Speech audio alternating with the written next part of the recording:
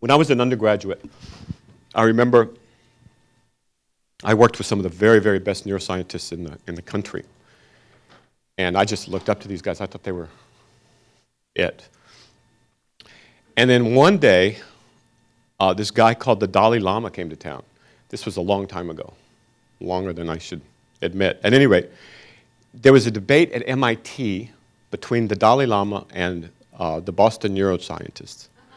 And so I went to this, not knowing what to expect, and I was amazed, absolutely amazed, because this monk stood there, and first of all, he could hold his own easily with these guys, but he genuinely wanted to understand what it is that we knew, that he didn't know, or that he couldn't learn from the books that he had studied. And he had an incredible demeanor to him, and he was very, very just interested and not combative. It wasn't like he was trying to prove he was right and they were wrong, or trying to prove that he was smarter or more accomplished, or that his research was this or that. He just wanted to understand the human mind, and the reason he wanted to understand what we knew about the human brain was because for centuries his tradition had taught that humans were basically compassionate, that we're basically good. Now, in the Abrahamic traditions, Judaism, Christianity, Islam, it's not so clear whether we're good or bad. Maybe we were good, but then we sinned, and now we're bad. And so we don't know whether we're born good or bad. And this debate has gone on philosophically for centuries and centuries. And we've never had any real data. But now we do have data. And the data is this, is that there's a thing, again, I'm not going to go into great detail, there's a thing called mirror neurons. And these neurons sit in this part of the brain, primarily in mammals, and in primates is where we know about them. Just by accident, it was discovered, somebody went into a laboratory where some monkeys encephalographic electrodes, and he noticed that if he did one thing to one monkey, another monkey's brain went off in that same area. And he thought that was interesting, and he kept experimenting with it, and it turns out that there's parts of the brain that will light up if someone else is going through something. So that's an interesting idea. And so, but it's very abstract, so what I do is I illustrate whether or not we're fundamentally compassionate or not with the following.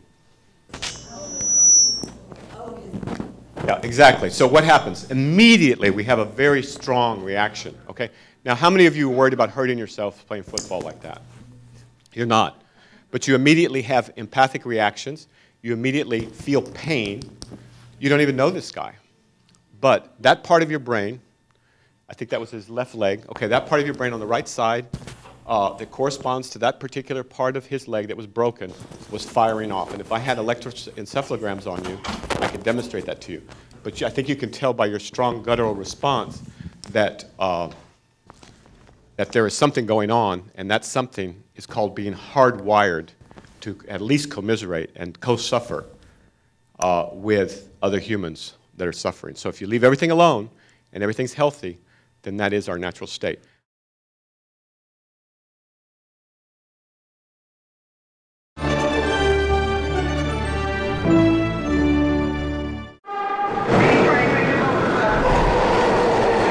On the New York City subway, it's hard enough finding someone who will give up his seat to a stranger, let alone be willing to give up his life for one. The train was coming in like that. It happened just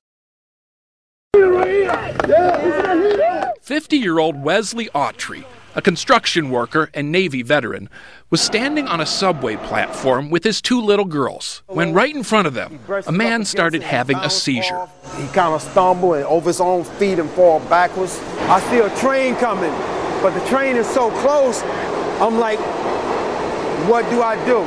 Wesley jumped onto the tracks and thought if he could just lie on top of the man, keep him from flailing, maybe the train would roll right over both of them. The clearance was exactly 21 inches. Wesley and the man, 20 and a half. No way the train can stop before this gentleman could get him up off the tracks. So he covered him with his body and pushed him down to a point where the train wouldn't hit his head and held him down under the tracks while the train came and rolled right over the top of him. It gave Wesley's children the scare of their young lives. I thought he was going to get killed. And Wesley, the scare of his, too. I'm like talking to him, sir, you can't move. I got 2 kids up here looking for the father to come back. I don't know you, you don't know me, but listen, don't panic. I'm here to save you. As for the guy Wesley saved, he's 20-year-old Cameron Hollipter. And other than a few scrapes and bruises, his father says he's doing fine.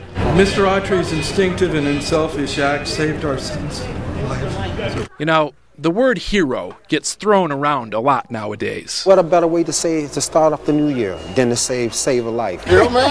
Nice to be reminded of what one really looks like. Steve Hartman, CBS News, New York.